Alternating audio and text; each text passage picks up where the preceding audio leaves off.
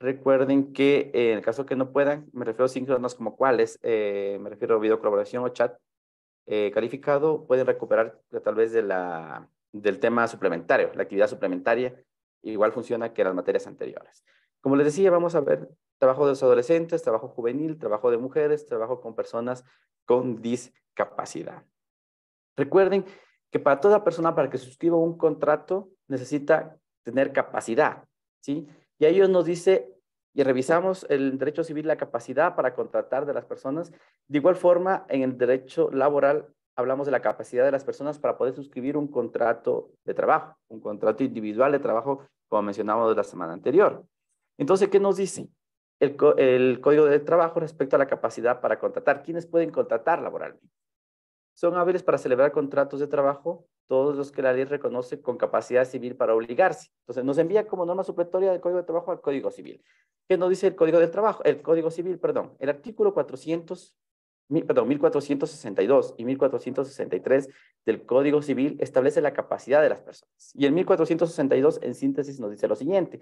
Son capaces todas las personas que la ley no los declare incapaces. Término muy general. Y nos vamos al artículo 1463 para recordar lo que nos dice el tema de la capacidad que aplicamos también en este caso. Nos dice, hay dos tipos de incapacidad en el 1463. Incapacidad absoluta, ojo, y esto también tiene que recordar para la prueba de civil, e incapacidad relativa. Incapacidad absoluta, los dementes, los impúberes, los sordomudos que no se puedan dar, entender por escrito ni por lenguaje de señas. El artículo mismo, 1463, nos dice en cambio que son incapaces relativos los menores de edad y las personas jurídicas. ¿Por qué hablamos de incapacidad absoluta? Incapacidad absoluta se refiere a que estas personas que suscriban contratos no tienen validez, es decir, es nulo todo acto que realicen estas personas. En cambio, en una capacidad relativa, esta incapacidad, este acto se puede subsanar. Y pongo ejemplo, en el caso de un menor de edad que suscriba un contrato civil. Este contrato se subsana cuando su representante, su tutor, su curador, su representante legal, firme, en este caso, ratifique el contrato que suscribió a ese menor de edad. Ahí claramente estamos subsanando, por eso hablamos de incapacidad relativa. Es decir, que puede subsanarse, puede perfeccionarse con el tiempo. Cuando hablamos también que las personas jurídicas, en este caso, son personas incapaces relativas. ¿Qué nos dice el Código Civil de las personas jurídicas? Nos dice que son personas ficticias, que no pueden actuar por sí mismos y deben actuar a través de una persona natural. ¿Qué es una persona natural? Todo individuo de la especie humana. Para ello, regresamos nuevamente. Entonces, para que un contrato suscrito con una persona jurídica tenga validez, debe ser suscrito por una persona natural, obviamente, que debe ser su representante legal, ¿sí? De la compañía, de la fundación, de la corporación, de la asociación, en fin, de cualquier persona jurídica. Entonces, con esa firma, automáticamente subsanamos esa parte que hablábamos de la incapacidad relativa y se perfecciona este contrato. Sin embargo, como les digo, los menores de edad son incapaces, ojo, en temas de derecho civil, incapaces relativos. Sin embargo, aquí hay una excepción en derecho laboral. Los adolescentes de 15 a 18 años, obviamente, menores de edad, sí pueden contratar de forma directa. Sí pueden contratar de forma directa y tienen capacidad legal para contratar sin necesidad de autorización de sus padres o sus representantes y recibirán su remuneración de forma directa. Entonces, como regla general, primero, todos los que son capaces civilmente son capaces laboralmente, a excepción de los menores de edad que sí pueden hacerlo desde los 15 años hasta los 18 años, en ese caso, porque obviamente ya pasamos la mayoría de edad.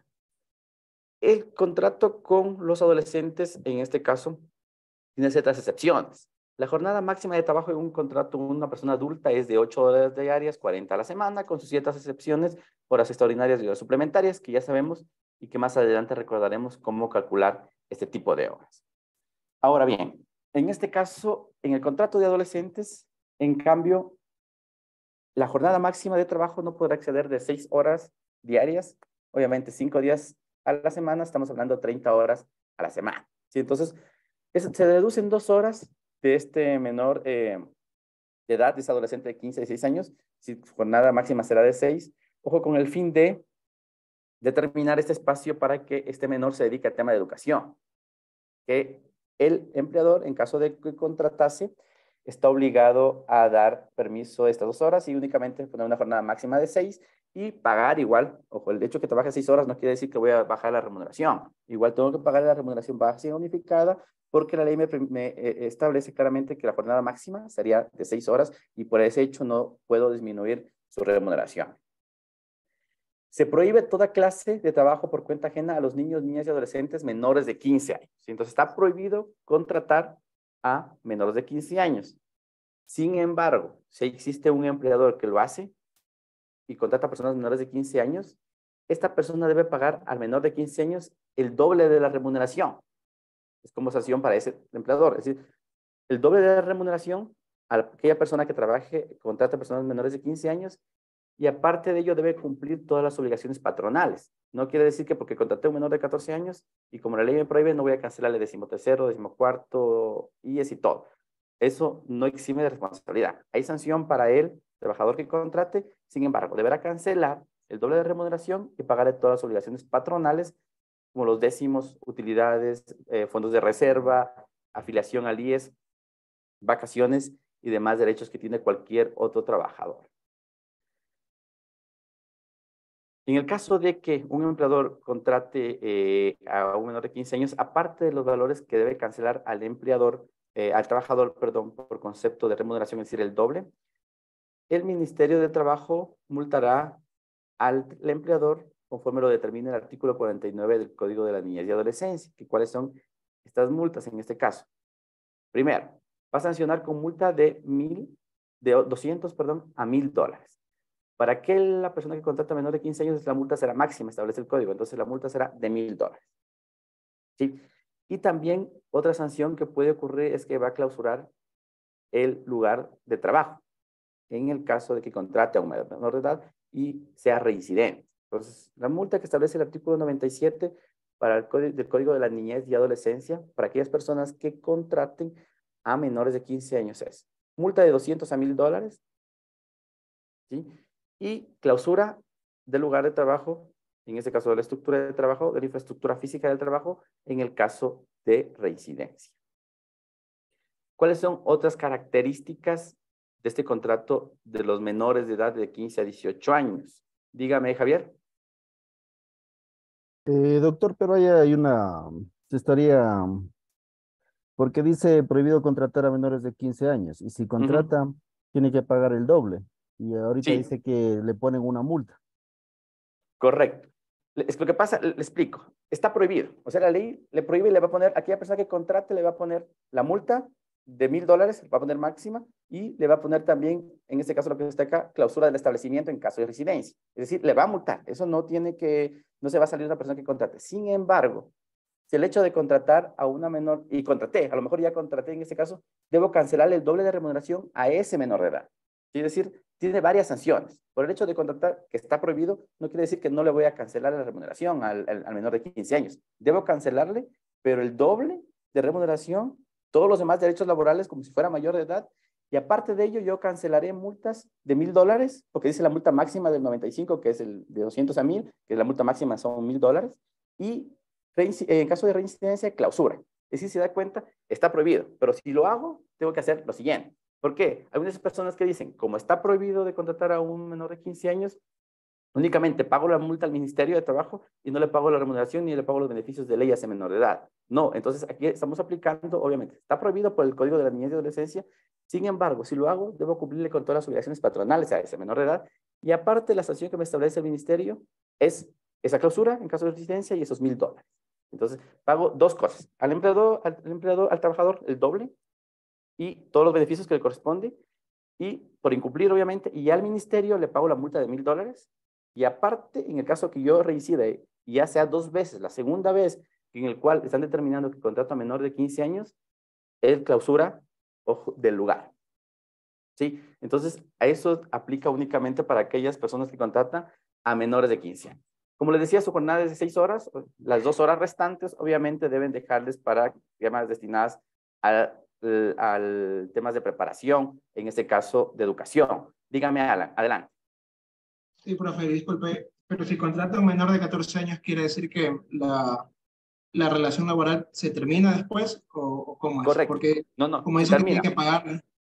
Sí, se termina, ojo, a eso que se refiere que, Alan, que tiene que pagar es por el doble de remuneración por lo que haya trabajado, ¿sí? Por el tiempo que haya trabajado hasta que llegó a la autoridad, se dio cuenta de que era menor de edad y terminó, y únicamente le multa. Tiene que terminar la relación. Es decir, si es menor de 15 años, ojo, si es menor de 15 años, obviamente 14, como usted me decía en ese caso un ejemplo, automáticamente le paga lo que el doble de remuneración del tiempo que trabajó esa persona, tendrá que combinarse la relación laboral porque está prohibido, pagarle todos los derechos que no le cancelé como trabajador y obviamente cuando yo tenga y multarle al empleador. Y continúo ya la relación cuando yo quiera, cuando ya haya cumplido 15 años ese no. Pero obviamente es ipso facto la terminación de la relación laboral. ¿Sí? Es decir, en ese momento dejo de contratarlo a esa persona, pese a que ya fui multado. No quiere decir, como ya fui multado, igual sigo contratando y continúo la relación laboral. No porque recuerde que está prohibido. Eso únicamente tendrá que cancelarle desde el momento que estuvo trabajando hasta que se dio cuenta la autoridad competente. Eso no sucede si nos vamos y establecemos hechos reales.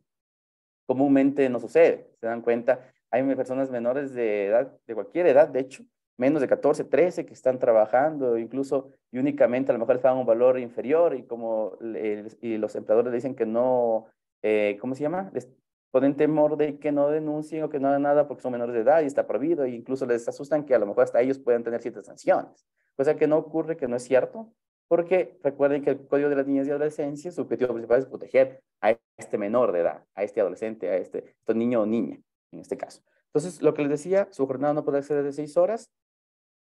Se prohíbe a los adolescentes, ¿a qué se refiere? A los adolescentes de 15 a 18 años, a los trabajos en los días sábados, domingos y en los días de descanso obligatorio, se refiere a los feriados. Se prohíbe ocupar a mujeres y varones, en este caso, ojo, mujeres de toda edad y varones únicamente menores de 18 años en industrias o tareas que sean consideradas como peligrosas e insalubres. Para ahí nos vamos al artículo 38 del Código de Trabajo y 87 del Código de Niñez y Adolescencia, donde dicen cuáles serán estos trabajos prohibidos. He puesto algunos ejemplos, ¿sí? Unas actividades que están prohibidas.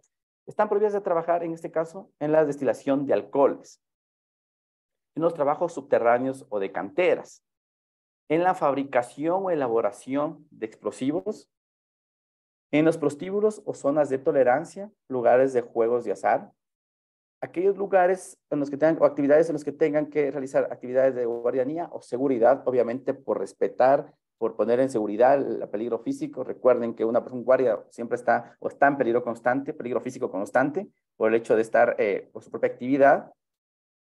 Y está prohibido en general todos los trabajos que constituyan grave peligro para la moral o para el desarrollo físico. Sí, en este caso, si no está una actividad determinada en estos artículos, ustedes pueden revisar estos artículos que hay más actividades, he puesto las principales, he puesto una de ellas para tomar como ejemplo, tanto en el 138 del Código de Trabajo como en el 87 del Código de la Niñez y Adolescencia.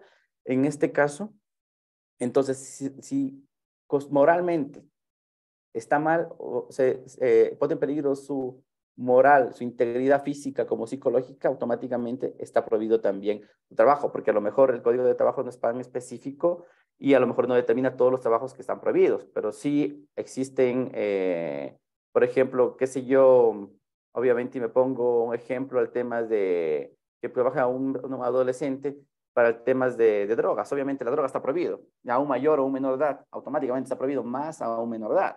¿Sí? Entonces, ahí deja de forma abierta y para que tome discreción, en este caso un juez o un inspector de trabajo, y determine si moralmente o de alguna forma el hecho de ejecutar una actividad pone en peligro la calidad moral o tema físico de este trabajador, de este menor de edad, en este caso de persona de 15 a 18 años.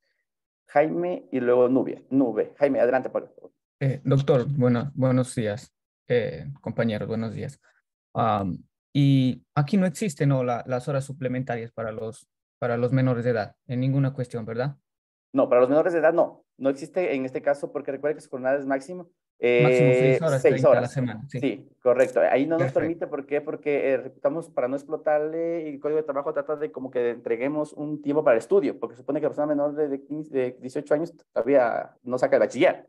Entonces, es el objetivo el tiempo para el estudio y dándole el tiempo de horas extraordinarias, no, tampoco estaría dándole tiempo para terminar, para que trabaje en este caso este hecho. Perfecto, gracias. Que es actividad. Listo, Jaime. Bien. Nubia, adelante. Buenos días, doctor. ¿Cómo está? Una pregunta. Claro.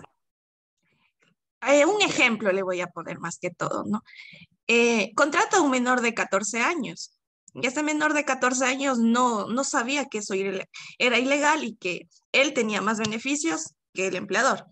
Y él cumple 15 años. Y ya él puede pedir y reclamar esos beneficios o ya no. A ver, ¿me puede repetir la pregunta? Ya, doctor. Es un ejemplo, ¿no?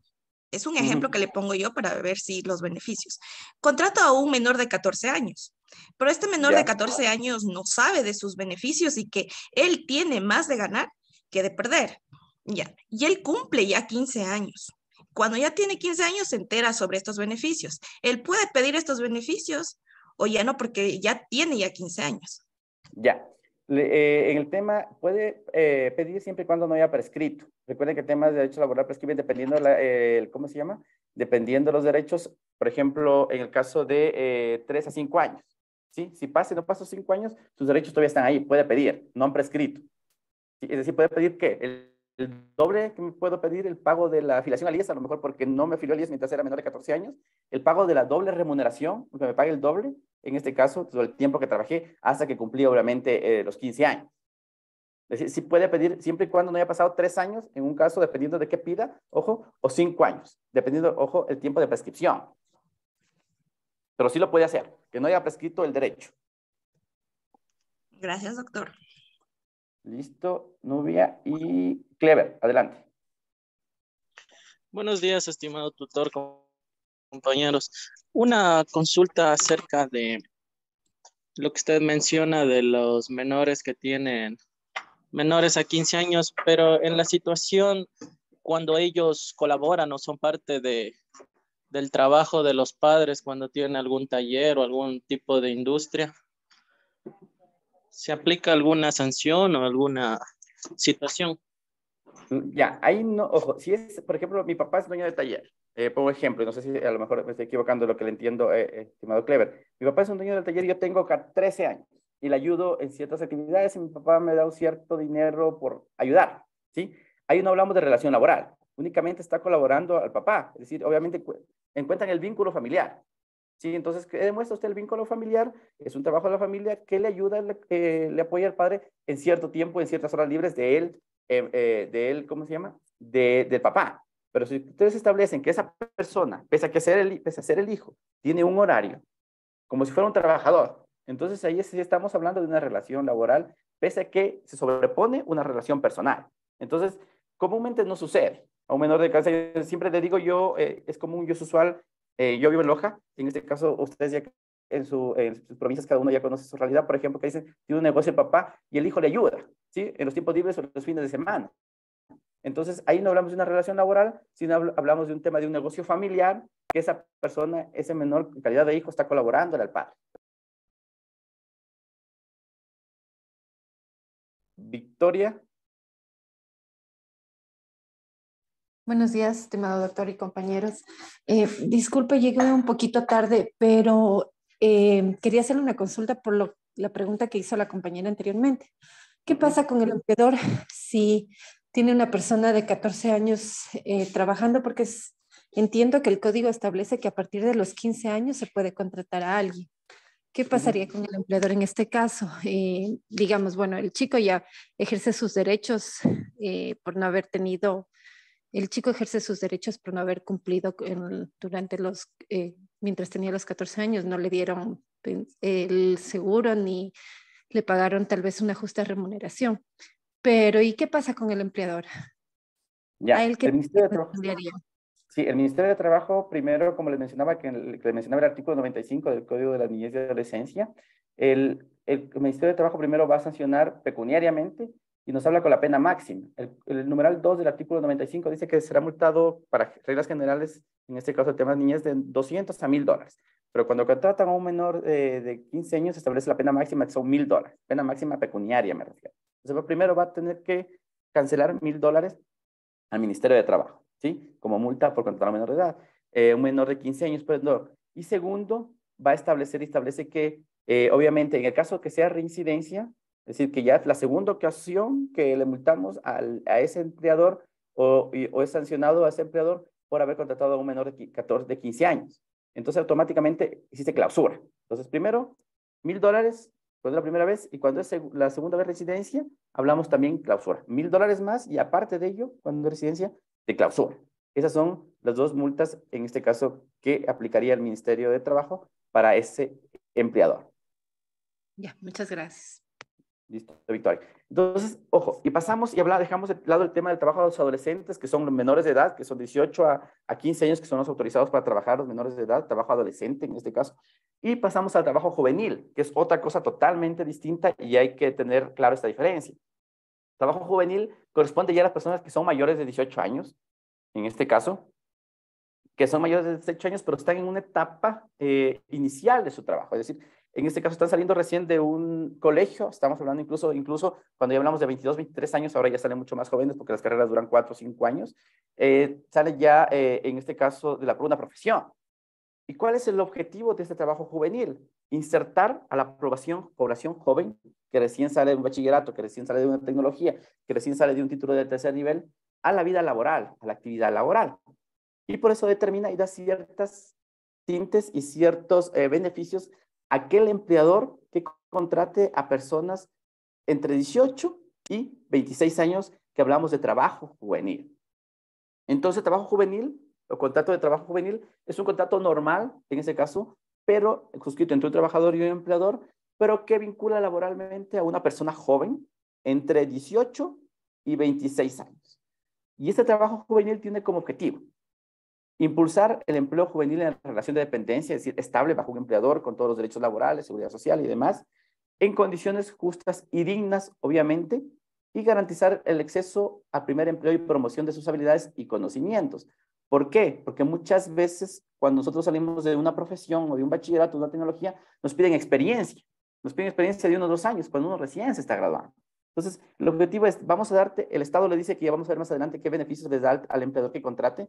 Te voy a dar ciertos beneficios cuando contrates a personas jóvenes de 18 a 26 años. Dígame, Javier. Doctor, pero la mayoría de empresas hoy en día lo que piden es años de experiencia y entonces ahí no se daría esto. Correcto. Como el Ministerio de Trabajo, Javier, vio eso, ¿sí? Vio eso, en este caso, había mucha gente joven desempleada que sale de ciertas profesiones, bachilleratos o tecnologías y no tiene trabajo. ¿Y cómo van a tener una experiencia si nadie les da la oportunidad para poder demostrar esas habilidades y luego conjugar y acumular esa experiencia? Por eso el objetivo, el Ministerio en el 2015 incluyó a este contrato juvenil, ¿sí? Con el trato de ayudarles a los jóvenes a que estén inmersos en la actividad profesional, la actividad laboral, para que no queden de lado. Y muchos jóvenes, ustedes se dan cuenta, existen jóvenes que salen de una carrera, que salen con una profesión, un bachillerato y no encuentran trabajo. ¿Sí? ¿Por qué? Porque me piden mínimos, ustedes se dan cuenta de todo trabajo, 2 años de experiencia. 2 años de experiencia en realidad piden. Obviamente, pasarán los años, mientras no me contraten, igual no podré ejecutar esos 2 años, no podré acumular estos 2 años de experiencia.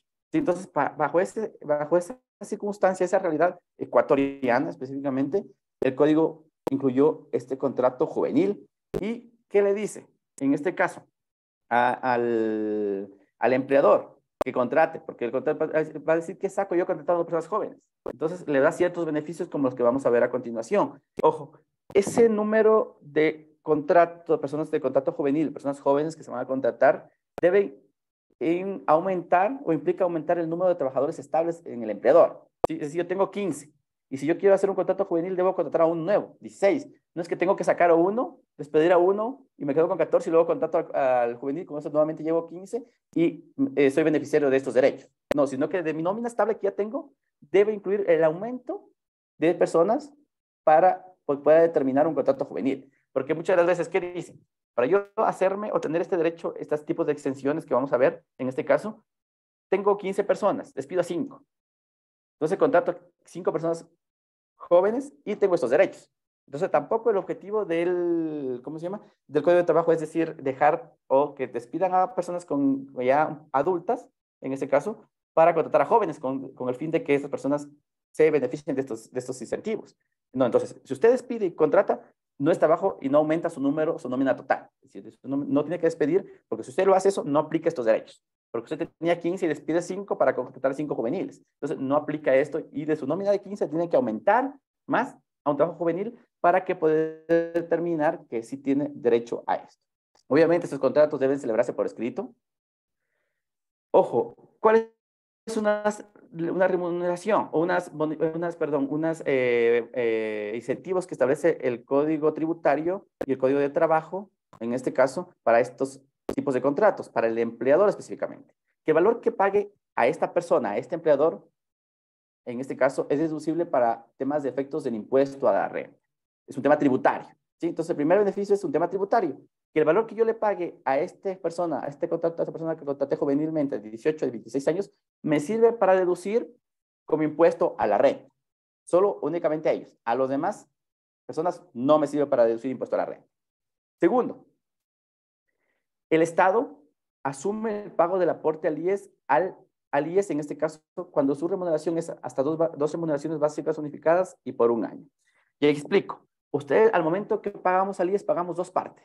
La parte patronal que paga el empleador y la parte personal que le descuentan a uno como empleado, ¿sí? Entonces, en este caso, el fondo del IES, para pagar el IES, se unen las dos partes y paga mi empleador una sola. La parte del empleador y una parte que me descuentan a mí. Entonces, ¿cuál es el beneficio? De que la parte que le correspondía pagar al empleador, únicamente al empleador, ojo, y si el pago que yo le voy a hacer a este trabajador es hasta dos remuneraciones, estamos hablando en este año hasta $900, que el pago sea únicamente hasta $900. El Estado subsidiará o pagará al IES este valor únicamente por un año, ¿sí? Ojo, por un año. Entonces, ahí está el incentivo para poder contratar. Entonces, ¿de qué me libero?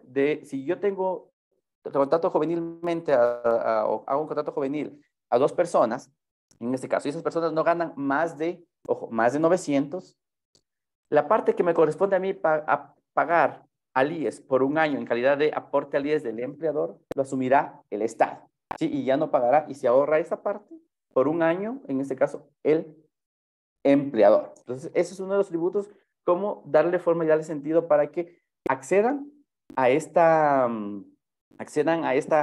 beneficio, a este tipo de contratos, los empleadores. Y cuando una empresa es sumamente grande y cuando tiene bastantes empleados juveniles, a lo mejor contrata bastantes, es bastante significativo lo del tema del impuesto a la renta y lo del tema del aporte al IES. Es un año, obviamente, que va a afectar bastante la nómina total y va a generar mayor utilidad a la empresa o al empleador. Pasamos y hablamos al tema del trabajo de las mujeres, ¿sí? De manera general y con un especial énfasis en las mujeres que están durante su periodo de maternidad y periodo de lactancia. No cabe retención ni embargo de la remuneración que perciben las mujeres durante el periodo de 2 semanas antes al parto, ni 6 semanas después del mismo. Obviamente con el fin de proteger a ese menor de edad. El objetivo de establecer ciertas particularidades o beneficios para las mujeres en periodo de maternidad o lactancia es proteger a este menor de edad por el interés superior del niño. Recuerden que está sobre cualquier derecho que establece el Código de la Niñez y Adolescencia. Ojo, ¿cuál es otro derecho? Tiene esta persona, una vez que da a luz la mujer, en este caso, la trabajadora, tiene derecho a una remuneración de 12 semanas por el nacimiento de su hija o hijo. En caso de nacimientos múltiples, se extiende por 10 días adicionales, ¿sí? Ojo, y aquí hay que tener muy claro lo que le decía al principio. Tengo que decir 12 semanas, no tengo que decir 3 meses, porque a veces las 12 semanas no son los 3 meses. Debo decir tal cual y calcular tal cual me dice el Código del Trabajo. Días, semanas o meses, porque a veces los meses tienen 28, en caso de febrero, 30 o 31, ¿sí? En cambio, cuando calculo 12 semanas, yo lo uso un lunes, hasta el otro lunes es una semana, y así voy calculando, obviamente, semanal, independientemente de los meses, de los días que tenga el mes. Entonces son 12 semanas, ojo, a partir del nacimiento. También tienen una licencia opcional y voluntaria sin remuneración. Ojo, esta licencia aplica tanto para los papás como para las mamás. Es decir, una licencia sin remuneración, ¿sí? Es decir, no es que me va a cancelar, pero tampoco me puede votar. No me va a cancelar valor alguno porque tomo la licencia para el cuidado de los hijos durante 9 meses adicionales. Entonces, da luz la mujer, tiene 12 semanas con remuneración, licencia con remuneración, y de ahí dice, voy a tomarme mi licencia, que es voluntaria y opcional, en este caso, sin remuneración durante 9 meses adicionales. ¿Sí? Entonces, esta es voluntaria. Obviamente, hablando sin remuneración, ahí no va a recibir ningún pago. Dejaré de percibir mi remuneración, mi sueldo, pero tampoco me puede votar. Pasan el tiempo que yo pedí de licencia y me reintegro a mi lugar de trabajo.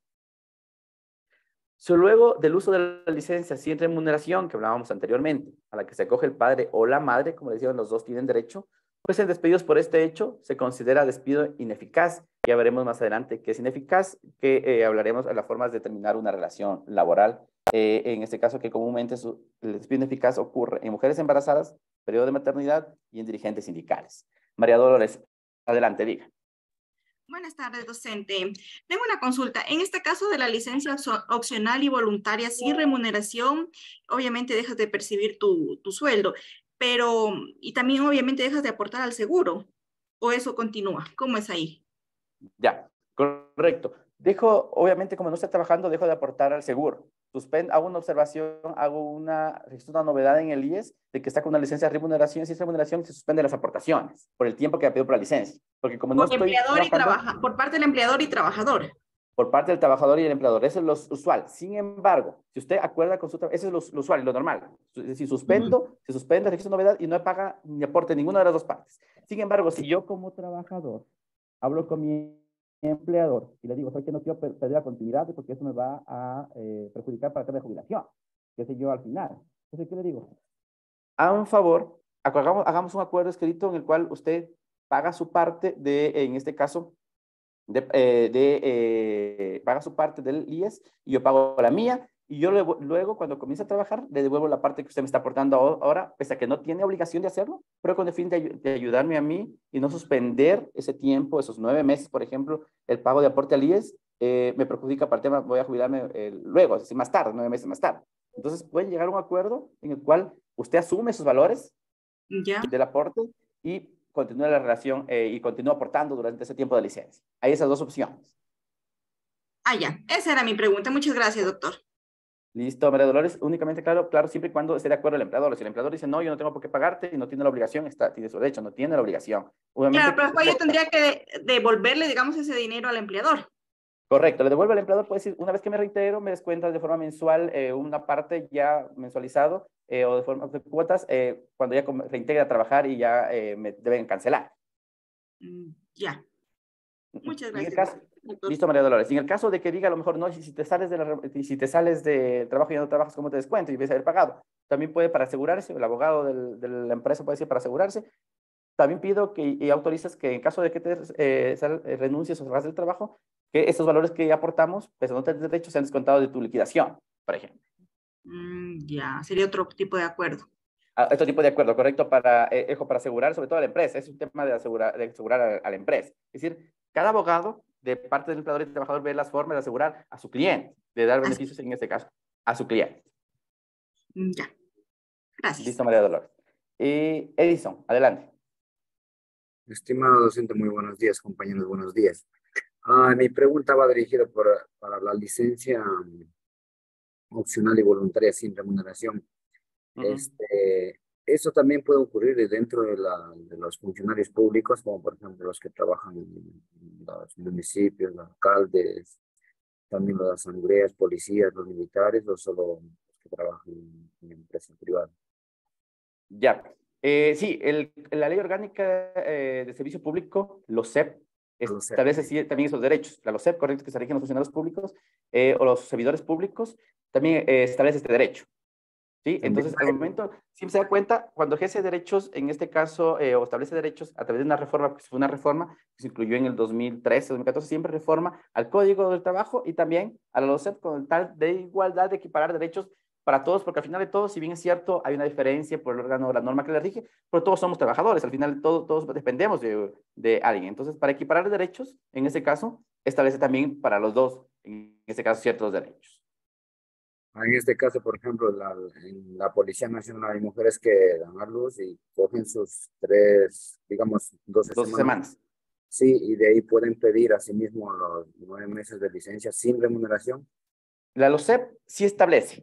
El tema de policías, no sé si tiene una norma especial, ojo, claro. Le mentiría si afirmándolo o negándole, porque mi especialidad no es tema de policías, es un campo especial. Si se dan cuenta, al momento que, por ejemplo, sigo un sumario, es un trámite especial, abogados que tienen carrera en tema de norma especial, entonces no le podía asegurar a un policía o un militar efectivamente si tienen ese derecho. Tendría que revisar la norma correspondiente para ver si aplica este derecho también para ellos.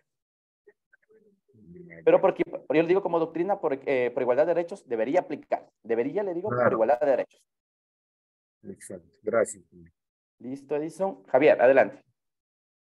Doctor, la liquidación, si se acogen a este derecho de la licencia sin sueldo, ¿sería hasta donde trabajó o hasta que termina la licencia sin sueldo si renunciara la empleada? Hasta donde trabajó, porque recuerde que el código me dice para liquidarme serán de acuerdo a la última remuneración que percibí. En ese tiempo de licencia yo no percibí ninguna remuneración, estaba sin remuneración, entonces percibo y voy a hacer el cálculo en base a la última remuneración, hasta el último mes que trabajé, porque es el último mes que recibí remuneración. Listo, Iván, adelante. Buenos días, doctor, buenos días, compañeros.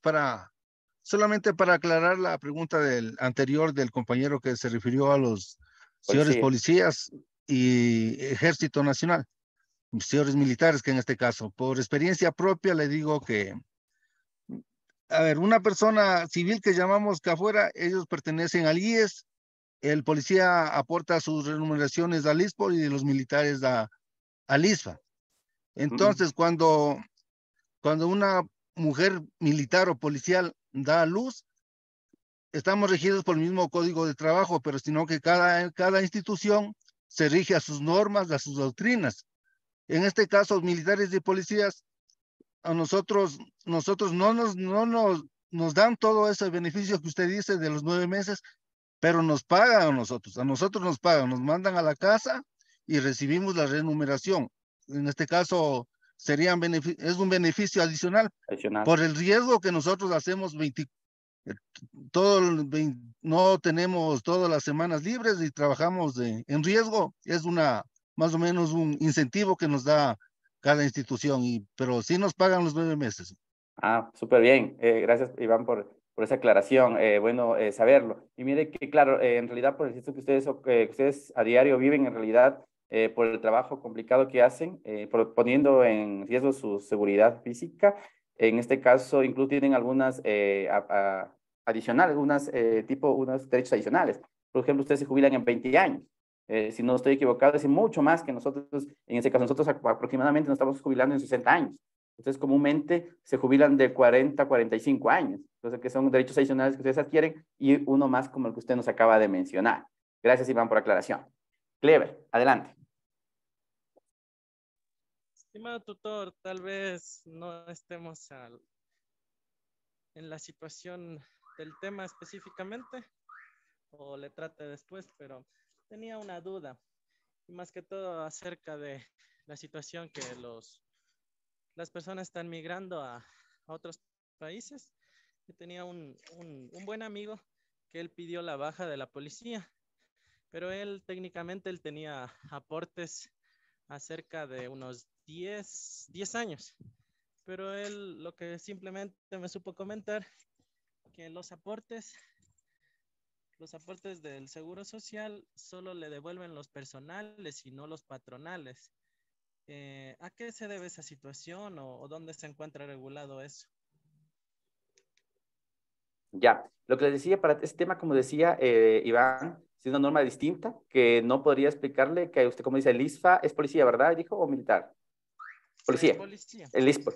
El ISPOL, en este caso, seguridad, tema de la Policía Nacional, en este caso es una norma diferente, que no regula, ojo, el tema del Código de Trabajo. Lo que estamos viendo es otra norma totalmente distinta que no le podría mencionar porque no he revisado y desconozco totalmente, como le digo, es tema de policías, tema de los militares, es una cosa totalmente especial y aparte incluso el tema de funcionarios públicos, aparte de mi área de especialidad, incluso que no le podía confirmar en realidad por qué se debe este hecho. Yo creo que Iván nos quiere hablar, a lo mejor nos puede ayudar en este tema. Doctor, para el compañero, para personal militar y policial que no cumple con los 20 años a 27 años que uno ya se acoge a la disponibilidad que se llama acorde para allá un paso, la disponibilidad es un paso para allá para la jubilación. Entonces, todo personal que tenga 5, 10 años o 15 años y sean dados de baja o pidan la baja voluntaria por ir a otro país o eso, solamente les devuelven los aportes personales, más no de patrimonio, no del Estado. Entonces, esa es la regla de juego que para policías y militares, solo los aportes que han acumulado entre nosotros. De ahí no reconoce nada la institución. Eso es, doctor. Gracias, Iván. Ahí está la respuesta clave. Y claro, y entiendo esa parte, lo interpreto esa parte que establece la policía. ¿Por qué? Porque esa plata, recuerden que nosotros estamos, que está aportando, no la policía es del Estado. Es decir, es de todos los ecuatorianos en realidad que aportaron la parte que entonces, con el fin de resguardar recursos del Estado, es decir, como no cumpliste el tiempo que establece los 20 años, entonces te vamos a ver únicamente la parte que te corresponde legalmente, a ti que tú aportaste y que sí de tu bolsillo, te descontamos o diste de tu bolsillo para aportar al IES. Entonces, por eso, al ISPOL, perdón, por eso es que en este caso aplica, supongo, se aplica esta disposición de la devolución únicamente de la parte del aporte personal y no de la parte del Estado al momento que aportó a la seguridad de la Policía Nacional. Entonces, pasamos con el tema de las mujeres. Ojo, lo que les decía, el tema de maternidad. Y también en este periodo de maternidad, mientras está embarazada una mujer y mientras está en periodo de lactancia, no se puede dar por concluido la relación laboral. Es decir, no puede sacarla o despedirla a estas mujeres por su derecho de inamovilidad. En este caso, cuando las despide, se considera despido ineficaz. ¿Qué consiste el despido ineficaz? El despido ineficaz es decir, aquel despido que no tiene validez, es decir, que no surte efecto. El despido no te pueden despedir. ¿Quién declara el despido ineficaz? Únicamente un juez. No me puedo ir, ojo, y aquí pregunta para el examen a lo mejor, ojo, le van a preguntar en el examen complexivo, ¿quién declara el despido ineficaz? Muchos de ustedes, muchos de los estudiantes nos contestan un juez, perdón, un inspector de trabajo. Un inspector de trabajo no puede declarar despido ineficaz, únicamente lo hace un juez. ¿Sí? El juez es el único que tiene competencia para poder declarar despido ineficaz.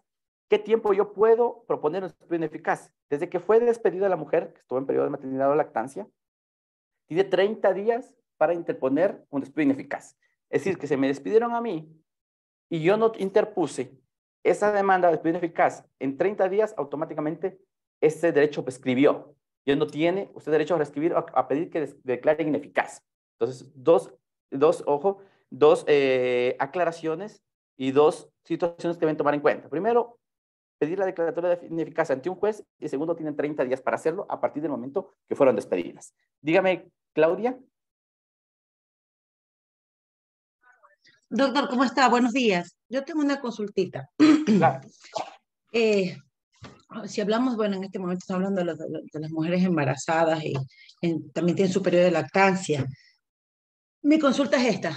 El periodo de lactancia es 1 año y es negociable, ¿no? A veces, sobre todo las empresas privadas negocian los horarios, la asistencia. Bueno, eso es manejable, entiendo que es mediante recursos humanos, ¿no?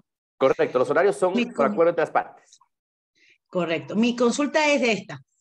Si una mujer que aún no termina su beneficio de la lactancia por su derecho y queda embarazada nuevamente, el empleador tiene el derecho de, terminado el periodo de lactancia, o sea, sale embarazada antes de culminar el periodo de lactancia.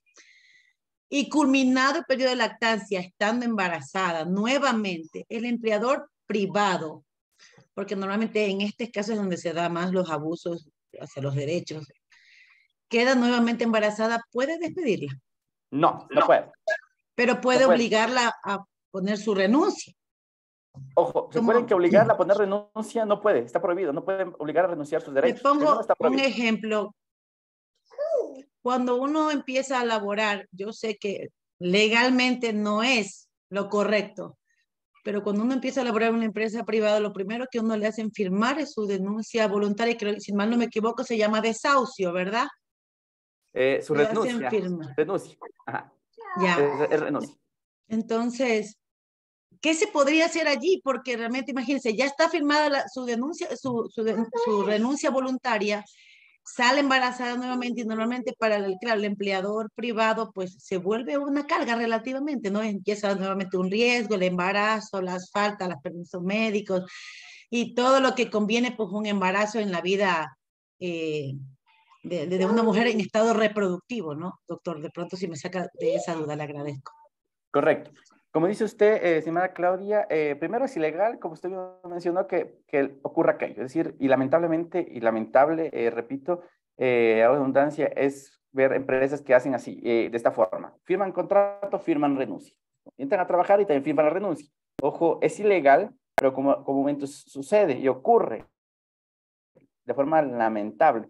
Ahí es necesario hacer una denuncia al Ministerio de Trabajo para que ese ministerio haga una inspección, ojo, y vea y inspeccione y distribuya a los trabajadores para que vea que ese es el común, usual o el modo operandi de esa empresa, de ese empleador. Primero está mal. Segundo, pero si ello ocurre y yo ya firmé mi renuncia y lo que usted me dice es correcto, si estoy viendo, legalmente no podría despedirla porque es ineficaz, pero como usted ya firmó la renuncia, le estoy dando la visión legal. Como usted ya firmó la renuncia, automáticamente lo puede hacer. ¿Qué hace ese rato? Saca la renuncia que usted ya lo firmó al momento de iniciar la relación laboral y ejecuta la renuncia. El gerente o el autorizado en la empresa o en el empleador dice, acepta la renuncia, pone esa fecha y termina la relación laboral y usted sale. ¿Por qué? Porque se sobreentiende al momento que presentan y adjuntan al momento de la liquidación su renuncia, puede decir que usted renunció, no es que él le despidió, no que usted renunció y claro, va a mostrar el documento que usted firmó al momento de ingresar y que legalmente le hicieron firmar al momento de suscribir o entrar al trabajo. Ojo, como le digo, es ilegal y es triste ver aquello porque ocurre en varias empresas. ¿Y qué le dicen? Si no me firma la renuncia, no te contrato. Así sucede comúnmente y de esa forma funcionan, operan algunas, no todas, ojo, algunas empresas o algunos empleadores. Dígame, Ed.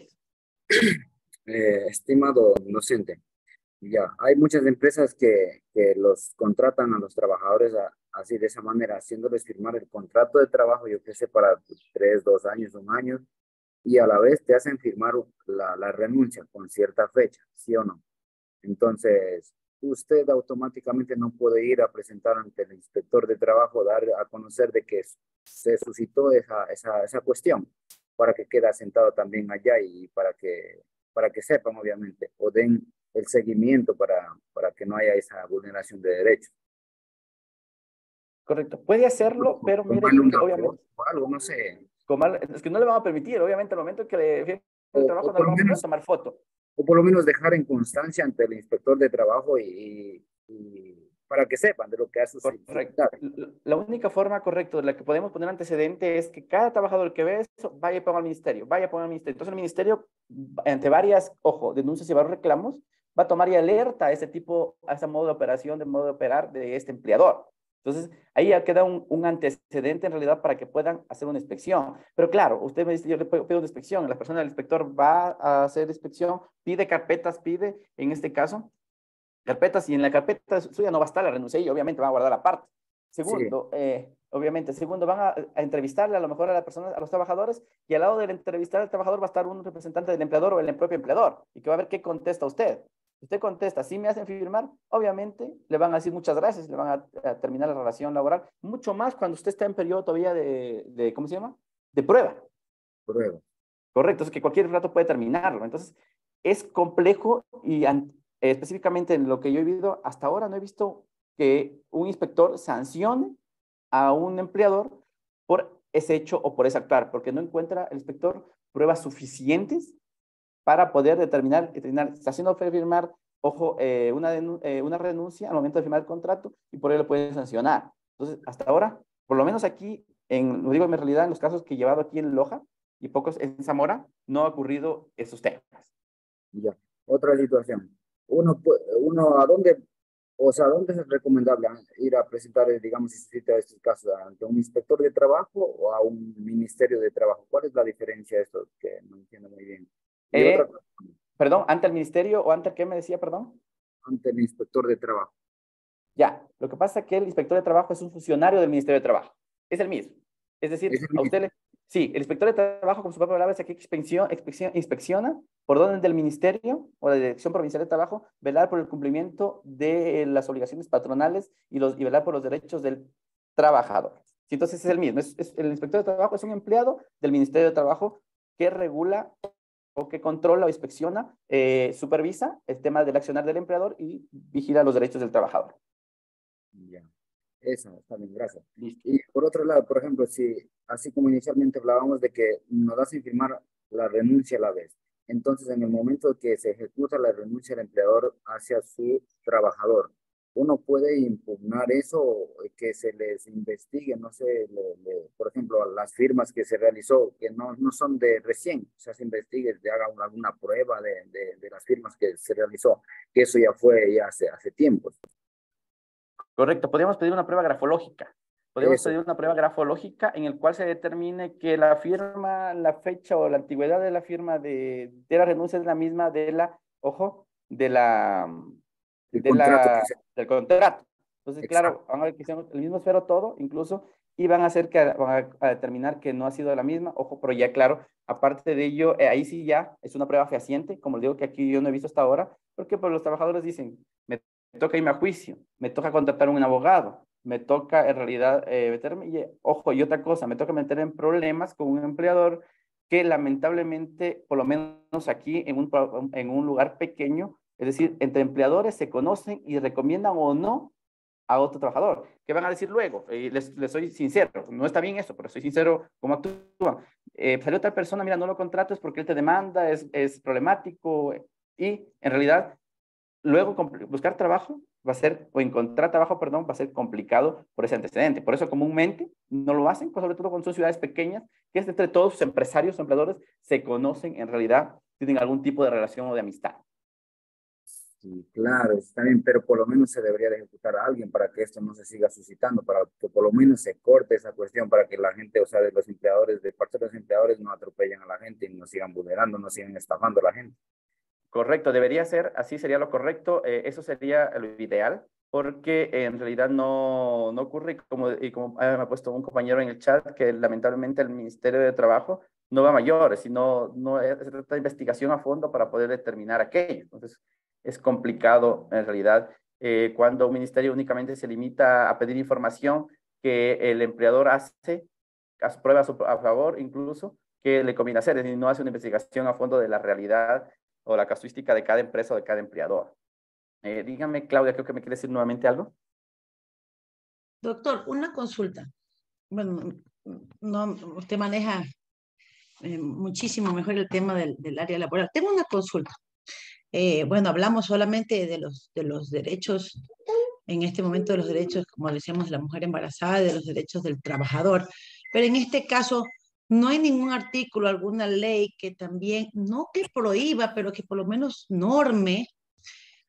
También, imagínense, también sería como vulnerar también los derechos del empleador a que una mujer salga embarazada continuamente, también causa pérdidas al empleador, ¿no? Porque no hay una responsabilidad de procreación. Creo que también eso debería ser parte de nuestra responsabilidad como mujeres y hombres en la procreación en nuestro país. O sea, me parece que no hay una normativa que hable sobre esto. No hay. Existe esta libertad porque no hay una normativa. Y les explico, Claudia, porque al momento que automáticamente hay una norma que impida o que prohíba o que restrinja o que permita el despido en estos casos por reproducción continua, está limitando el derecho al tema de reproducción, que es un derecho humano, obviamente, determinado en la Constitución y en los convenios internacionales. Entonces, al momento que harían esto, estarían limitando, estarían contra un derecho. Entonces, no hay y no va a existir jamás, porque es una libertad, en este caso, que le coartarían libertad de reproducción a usted en el caso de hacerlo. Y tema de discriminación, haríamos un tema de discriminación por el hecho de tener constante hijos o estar constantemente de quedar embarazada. Entonces, por eso, creo que jamás va a existir esta norma. Como sin embargo, concuerdo con usted que el hecho de que cuando ya se excede, ¿sí? Perjudica al empleador. ¿Por qué? Porque yo tengo una empresa que esa persona te maneja, ya está bien, tiene su tiempo, su hijo, su periodo de maternidad de casa, pero que continuamente desestabiliza la organización laboral. Ojo, y eso puede perjudicar al momento de generar los ingresos y las ventas, incluso cuando tienen ventas, y a la empresa, y que a lo mejor genere algún tipo de desfaz o pérdida en el ámbito económico al final del año, porque a lo mejor la persona que voy a contratar por ese tiempo no tiene el mismo conocimiento, y el hecho de estar contratando cada vez a una persona y dándole menor tiempo de trabajo, sí va a generar un tipo de conflicto o va a perjudicar de alguna forma al tema, a ese empleador. Sin embargo, ante ello se sobreponen totalmente los derechos de reproducción, los derechos humanos, entonces no podría limitarse. Ahora, tengo otra inquietud realmente en esa parte, y esa es una contradicción que va de parte del empleador hacia el empleado. Normalmente el empleador busca contratar gente joven, relativo a veces con experiencia, sin experiencia, que está en etapa reproductiva, hablamos de las mujeres. Yo soy madre, no estoy en contra, hay cosas como tenemos que ser pues legales y ser directos en lo que se nos plantea, pero también habemos personas que llegamos a cierta edad o somos menores, límite de edad, y nos dicen, no, vamos a contratar solo personas hasta 30 años. Y a partir de los 34, 35, de pronto ya cumplimos nuestra edad reproductiva relativamente, ya las que somos madres ya no queremos tener más hijos, ya estamos ligadas, o unas sí, otras no, pero en cambio tenemos la posibilidad de ser más productivas, no por hijos, sino porque ya no tenemos ese inconveniente de que ya no vamos a dar de lactar, que ya no tenemos que pedir maternidad, que ya, o sea, es otro tipo de... Sin embargo, ahí también hay una discriminación hacia las mujeres porque no hay una contratación por el nivel, por la edad. Y eso tampoco, me parece que hay un vacío legal también en eso y no, se maneja una discriminación bastante alta a nivel nacional.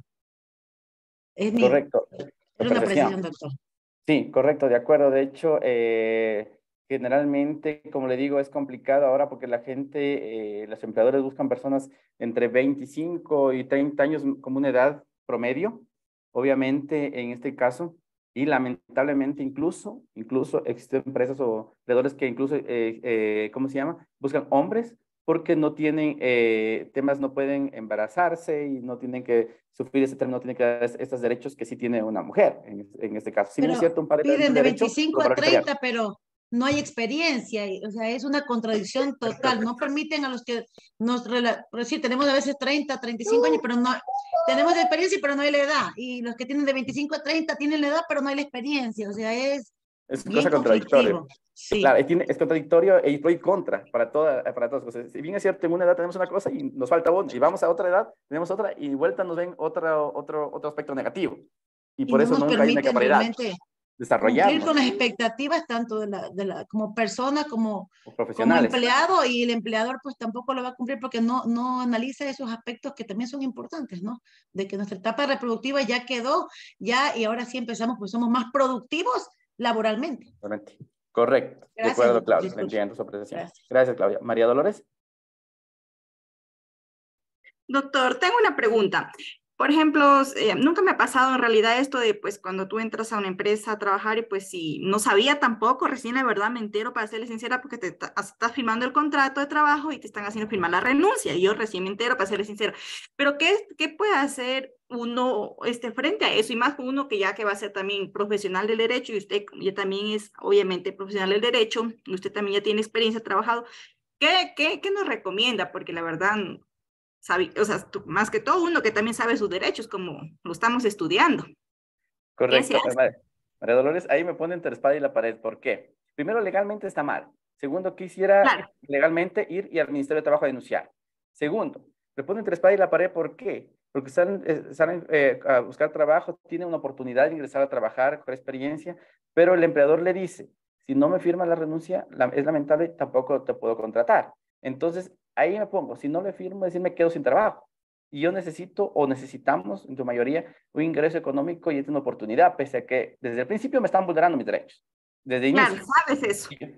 Y yo sé eso, pese a que sé, y muchos abogados sabemos, y muchos abogados lo hacen y lo han hecho, pese a que son abogados en este caso. Sí, sin embargo, con los abogados sí se limitan un poco, le voy a dar experiencia propia, sí se limitan un poco los empleadores porque saben y conocen los derechos en realidad. Entonces, en este caso sí dejarle claro al empleador que, primero, obviamente, que eso es ilegal, que es inconstitucional. Y dejarle claro, con los abogados sí tienen un poco de miedo, porque dicen, me van a denunciar, ellos saben las formas de ejecutar el derecho y no pueden hacer. A lo mejor con los demás profesionales, como nos conocen, pueden hacer, abusan, correcto. En cambio, con los abogados sí es poquísimo las personas que hagan eso. ¿Sí? Pero puede pasar, ¿no? Puede pasar, ¿por qué? Porque ven la necesidad suya y aprovechan de una necesidad de uno de buscar un trabajo y de querer, ese rato, de forma inmediata, buscar una remuneración o acceder entonces aprovechan. Por eso les digo, me ponen de la espalda y la pared, porque, por ejemplo, y a mí, si me dijeran ahorita, yo no estoy sentado, pongo ejemplo, tengo hijos, estoy casado, tengo que pagar arriendo, no tengo trabajo, y me ofrecen un trabajo, un empleo, me dicen que firme la renuncia, por la desesperación y la necesidad que me veo y que tengo, lo puedo hacer. Y pese a que tengo experiencia y conozco claramente eso, pero lo hago incluso mis derechos con el fin de acceder a ese trabajo porque no tengo otra forma. O si no, me tocaría seguir esperando a ver cuándo existe o no otra oportunidad laboral. Entonces hay que pesar ahí ese tema y por eso no lo puedo decir, como le digo, me ata de manos, como le decía, porque eso ocurre y eso que comúnmente sucede. Y más aún, que el empleo actualmente está complicadísimo. Por eso, como hablaba el compañero anteriormente, por eso ha aumentado el tema de migración. Sobre todo Estados Unidos, es increíble ver la cantidad de personas que viajan no solo de Ecuador, sino de todo el mundo, en realidad. Entonces, eso sí, puede pensar y analizar, claro, eso sí, dejar claro desde el principio, decir que eso es ilegal, hacerle notar. Sin embargo, a veces toca firmar, lamentablemente. No sería correcto, pero la necesidad lo hace hacer y aprovechan esas personas por la necesidad de uno. Claro, sino que es súper difícil, más como cuando uno está estudiando esto y conoce los derechos y tú mismo tengas, o sea, eso es lo difícil, pero bueno. Correcto. Tú aconsejas a otra persona que no lo haga, a tu cliente o a un cliente que a lo mejor va a otra persona, pero tú lo haces. Entonces suena un poco contradictorio por la necesidad. Sí. Por la necesidad. Entonces, a veces, pero claro, uno hace consciente y haciéndole conocer, sí, de que eso es incorrecto. No que no sepa, o sea, no es que no porque no sé, sino que porque, bueno. Correcto. Y ya cuando lo contrata como uno como asesor legal de una empresa, por ejemplo, usted. Ojo, yo siempre te lo trato cuando, a ver, ¿se acuerdan que no son nuestros jefes? Cuando yo soy asesor porque manejo derecho societario y laboral de empresas aquí en Loja. Entonces, hay cosas que ellos quieren que hagamos cuando no están bien o cuando, ojo, pueden tener repercusiones posteriores, sanciones posteriores porque no está bien ejecutado. Sin embargo, uno como abogado siempre debe dejar un consejo por escrito todo nuestro criterio. Ojo, uno es como abogado, los abogados somos como los curas. Lo que nos cuenten, los criterios siempre secretos contra nuestro empleador, pero sí debe dejar presentado. Yo pongo informes, ojo, confidenciales, dirigido a mi jefe, que esto debe funcionar así, así y así, independientemente. Si A o B viene luego al ministerio y sanciona, mi culpa como asesor legal no es, estaban advertidos.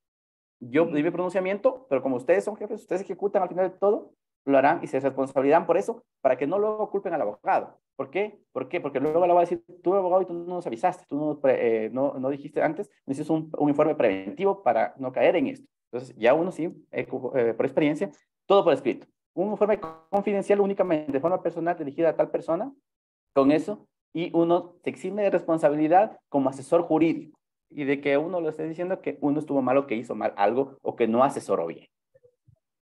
Ya, doctor, muchísimas gracias. Correcto, en todo, y no solo en todo trabajo. Como abogados, y una recomendación que les doy por experiencia, siempre deja por escrito. Un ejemplo, me llama un empleado a preguntar algo, o un jefe a preguntar algo, le contesto por teléfono, porque no le puedo decir, como es mi jefe, no, dígame, ¿cómo se llama? Ponga por escrito, no le puedo decir, tengo que contestarle. Claro. Entonces le contesto, le doy mi criterio legal, pero luego termino la llamada, correo electrónico, oficio, dirigido. Mediante llamada tal, de acuerdo a su consulta tal, mi criterio es el siguiente. Y mi criterio, ahí está. Porque a veces hay personas que interpretan de acuerdo a su conveniencia. Entonces yo ratifico y mi respaldo como abogado siempre. Porque, y es una experiencia que les doy, es una experiencia personal, porque todo lo que pasa mal, todo lo que sucede mal, luego le culpan al abogado. Claro. Gracias, entonces, doctor. Siempre nuestro respaldo. Listo, María Dolores. Eli Estrada.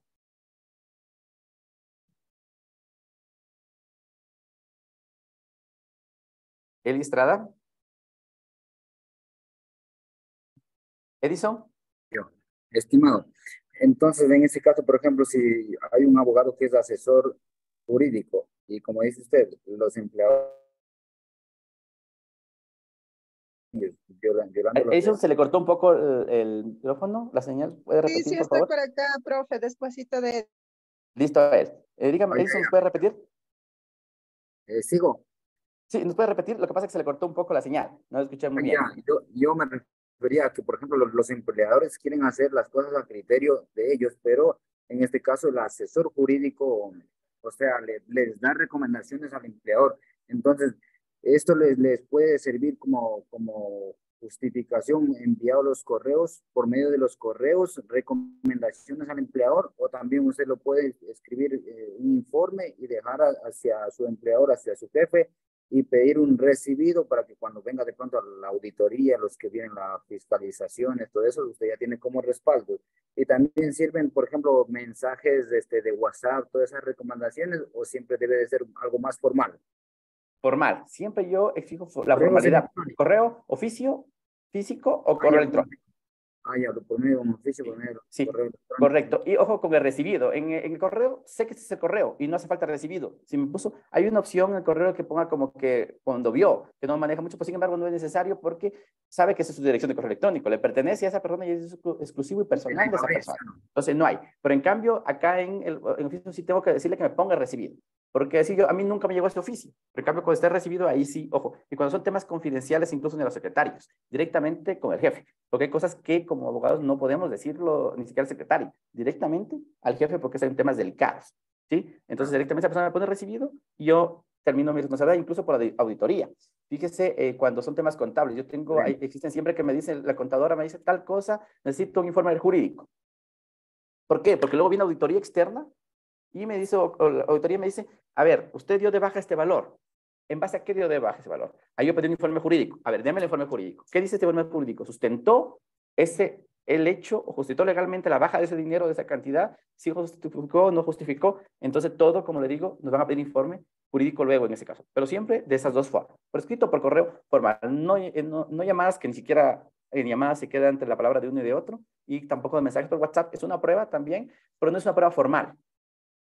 El tema de WhatsApp. Ya, muy amable, gracias, estimado. Listo, Edison. Eli, adelante, por favor. Ya. Quería hacerle una consulta sobre el sector hotelero, que justamente después de pandemia comenzaron a trabajar o comenzaron también a despedir trabajadores, pero ahí ellos tienen, bueno, antes de pandemia sobre todo, tienen buenos ingresos dependiendo del sector en donde estén ubicados, pero ellos no aseguran a sus trabajadores. Y luego pasa que ellos tienen una modalidad y como que para salirse de ellos arriendan el hotel a X persona y todos dicen ya, arrendé el hotel, ya se quedan sin trabajos, no estaban asegurados, después van a poner la denuncia que les pague el seguro. Y en ese sentido, ¿cómo ellos deberían de haber reclamado lo que es la seguridad social, que es un derecho? Correcto, es un derecho desde el primer día de trabajo de todo trabajador, recuerda, desde el primer día. Si bien es cierto, el seguro tiene 15 días para que me puedan ingresar, me ingresan 15 días después, pero tienen que ponerme que ingresar a trabajar desde el primer día, ¿sí? En este caso, independientemente de que vendan o que simulen una venta, en el caso que me dice usted, tiene derecho. A mí me contrató tal persona, yo puedo demostrar que me contrató tal persona. Si vendió ahora o no vendió, ya no es mi problema porque en su tiempo o en su tiempo que el momento contrato fue esa persona mi jefe, mi empleador. Entonces yo a esa persona, lo demando a esa persona porque yo trabajé con él, no con el edificio estructuralmente. Trabajé con esa persona natural, esa persona como empleador, y a él le voy a demandar independientemente si ya vendió su negocio o no. Pero él me contrató en ese momento, yo demuestro mi relación laboral. ¿Cómo demuestro? Porque no hubo contrato, no hubo seguro, demuestro con testigos. Es la única forma de demostrar con testigos. Las evidencias serían los testigos, sí, porque arrendó el hotel y se cambió, o sea, él ya se quedó sin responsabilidad y arrendó el hotel. Entonces los trabajadores se quedaron en el aire, no estaban asegurados y es como que ahí comenzaron a decirle, pero y ahora, ¿no? Sin trabajo, sin seguro, ¿y qué hacemos? Es con testigos, la única forma. Cuando no hay pruebas en todo, recuerda que hay pruebas en todo, hay pruebas testimonial, documental y pericial. Si no tengo ni pericial, no tengo ni forma de hacer documental, me tengo que ir por la testimonial. En todo proceso en general. Entonces, vamos a continuar para ir culminando el tema. En este caso, entonces, hablando de los derechos de la mujer, recuerden que hablábamos del tema de maternidad y también hablando de la lactancia. Una reforma a través de una sentencia de la Corte Constitucional en este caso, una sentencia de la Corte Constitucional en el cual menciona, me daba risa, perdón, que me reí del tema del mensaje que pone Edison, no hay problema, no se preocupen. Yo igual trabajo todo el día, desde las 7 hasta las 10 de la noche, no hay problema. Pero respeto su tiempo y en verdad que a lo mejor tienen más actividades. Por eso vamos a ir concluyendo. ¿Sí? Entonces, lo que decía, hay una sentencia de la Corte Constitucional en noviembre, octubre de 2021, el cual determinó y declaró que 12 meses, y reformó esta parte. Durante 12 meses, a partir de que haya concluido la licencia por maternidad, la jornada de la madre durará 6 horas de conformidad con la necesidad de la beneficiaria. Antes decía de esta forma, durante los 12 meses, en este caso, después del nacimiento, decía, ¿sí? Después del nacimiento del hijo, durará 6 horas. Entonces, ahí había una confusión, porque decía, 12 semanas tomaba el primero, que son aproximadamente 3 meses, y luego quedaban únicamente 9 meses, ¿sí? Entonces se reducía 3 meses por el hecho de ese término que hizo a partir del nacimiento. Entonces, aquí aclaró rápidamente esta sentencia de la Corte Constitucional, en el cual dice que de 12 meses, a partir de que haya concluido la licencia por maternidad, ahí durará 6 meses. De igual forma, en el caso que despida a una persona que esté embarazada, en periodo de maternidad o en periodo de lactancia, se configura un despido ineficaz, que ya vamos a ver y vamos a recordar en las próximas clases cuál es la bonificación por despido ineficaz, cuáles son los efectos, qué ocurre. Ya les dije que únicamente un juez, y ya les dije que en 30 días. ¿Qué pasa con las personas con discapacidad? Pasamos y brevemente a un resumen pequeño que también está en Código de Trabajo y también está en la Ley de Discapacidades. Una mujer con discapacidad, una persona con discapacidad, ¿sí puede ser despedida? Sí puede ser despedida. No se considera ineficaz a una persona, o el despido que se realiza a una persona con algún tipo de discapacidad. Ojo, cuando no puede suscribir el contrato directamente esa persona con discapacidad, puede suscribir su tutor o representante. Y a ese término lo denominamos sustituto, ¿sí? Ustedes, la ley establece que cuando un empleador tenga más de 25 trabajadores, el 4% de esa nómina debe ser empleados o personas con discapacidad, el 4%, ¿sí? Entonces, cuando una persona, a lo mejor hay una persona con discapacidad que tenga una discapacidad severa, que a lo mejor llega al 70 o al 80 y no puede trabajar, ahí suscribe un contrato un representante de esa persona. Hablamos de un sustituto, que está trabajando en reemplazo de la persona con discapacidad. Obviamente, esa persona con sustituto debe mantener y cuidarlo a esa persona con discapacidad, porque por eso se le dio el trabajo. Bajo esa premisa, por eso lo denominamos sustituto, en reemplazo de esa persona con discapacidad. Obviamente, el empleador debe adaptar los lugares de trabajo, su infraestructura física, de acuerdo a las necesidades y de acuerdo a las discapacidades de sus trabajadores. De igual forma, una persona con discapacidad debe recibir igual remuneración, ojo, que cualquier otra persona. Comúnmente, y en este caso, aprovechan personas como tienen personas con discapacidad, le pagan una remuneración diferente a la que se merece por el puesto que ejecuta. Como le digo, ¿pueden despedir a una persona con discapacidad? Sí pueden, se denomina igual despido intempestivo. Sin embargo, la ley de discapacidad dice que cuando despida a una persona con discapacidad, aparte de pagarle la bonificación por despido intempestivo, aparte de pagar el desahucio, debo pagarle una bonificación especial. Esta bonificación especial corresponde a 18 meses de la mejor remuneración que haya recibido esa persona con discapacidad. Es decir, despido a una persona con discapacidad, ¿puedo despedirlo? Puedo despedir. Ya veremos el momento de hablar de la liquidación, pero le pago despido intempestivo, le pago desahucio, y aparte le pago 18 meses de su mejor remuneración que haya tenido en su vida laboral con ese mismo empleador. Si algún día yo gané con ese empleador $2,000 por horas extraordinarias suplementarias, entonces me debe pagar 18 meses por $2,000. Ojo, hablamos de la mejor remuneración, no de la última remuneración como hacemos para el cálculo de 13ª y para hacer el cálculo del despido y del desahucio. No hablamos de la mejor remuneración que haya recibido ese empleador con ese trabajador con discapacidad. Dígame, Claudia. Hola, Claudia. Por la importancia, al menos para mi relevancia, al menos de estos dos puntos que acaba usted de decir, del despido intempestivo, de la bonificación especial, del pago de 18 meses esa es mi consulta primero. ¿La bonificación especial son 18 pagos o el pago es dentro de los 18 meses la mejor remuneración? 18 meses, es decir, usted ganaba $1,000, trabajaba 5 años, por ejemplo. $1,000, pero un mes que tuvo trabajó horas extraordinarias y suplementarias y ganó durante esos 5 años 1,200. Entonces, son 18 meses de remuneración. Esos 1,200 lo multiplico por 18. Y esa sería la bonificación especial que deben cancelar por concepto de una persona con discapacidad. Y dos, esta es una pregunta que le voy a hacer. Realmente usted sabe que estamos en la preparación para nuestro examen complexivo por la relevancia de esta pregunta. Por la relevancia de esta pregunta y también de esta información y también de lo que usted indicaba que a partir del 25 o más personas laborando, tiene que tener el 4% trabajando en la nómina con personas de discapacidad. ¿Usted considera que estas respuestas podrían ser parte de nuestras preguntas en el examen complexivo, doctor? Sí, podrían ser. ¿Por qué? Porque somos, como les explicaba al principio, somos como 30, 40 tribunales.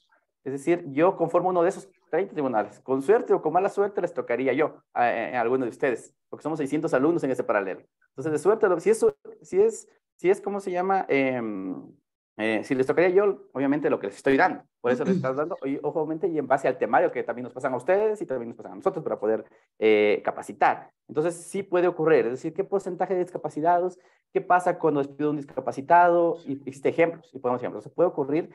Hay distintas formas de evaluar, personas que preguntan directamente. Hay casos en los cuales yo pregunto, hay casos en los cuales pongo ejemplos y pido que me calculen el valor, obviamente. Ahora, valores fáciles para no complicarlos porque solamente están nerviosos.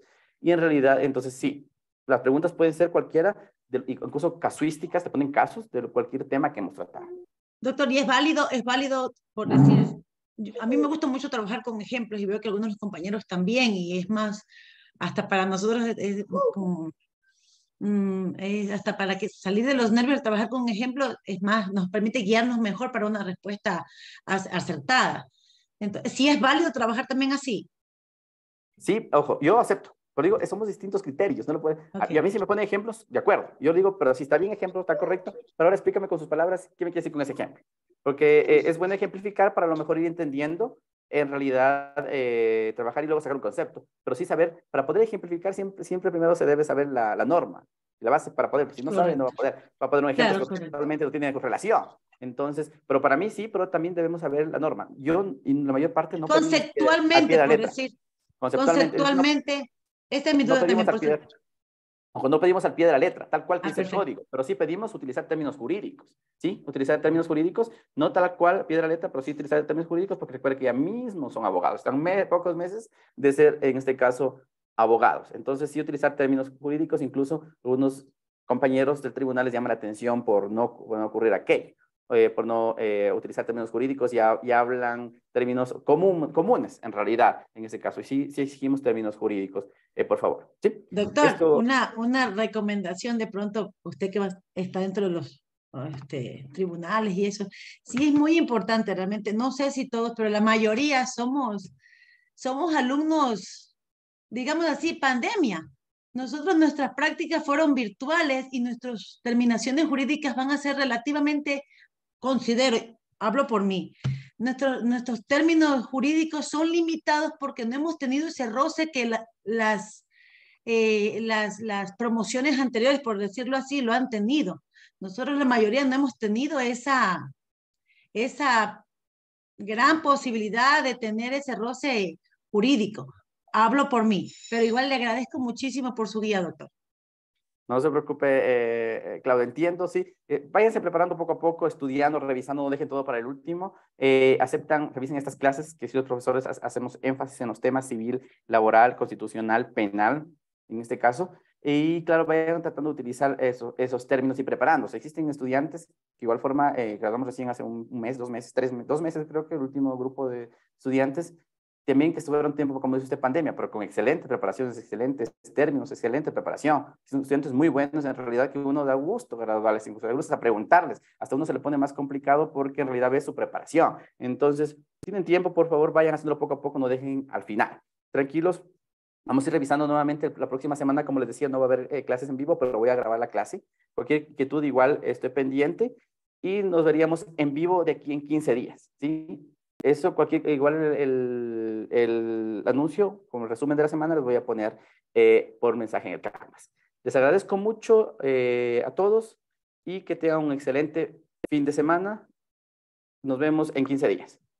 Muchísimas gracias, doctor. Gracias, doctor. Gracias, doctor. Luego. Muchas gracias. Pregunta, ¿usted va a permanecer en la sala o ya se retira? Yo permanezco un momento todavía. ¿Quiere consultarme algo para quedarme al final? No hay problema. Ya, doctor. Muchas gracias. Que se vayan todos.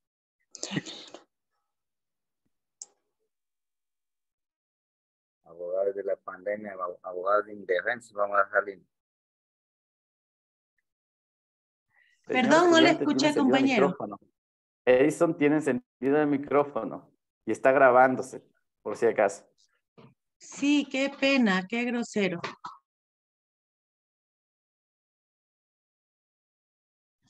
Ojalá le vaya súper bien en su examen.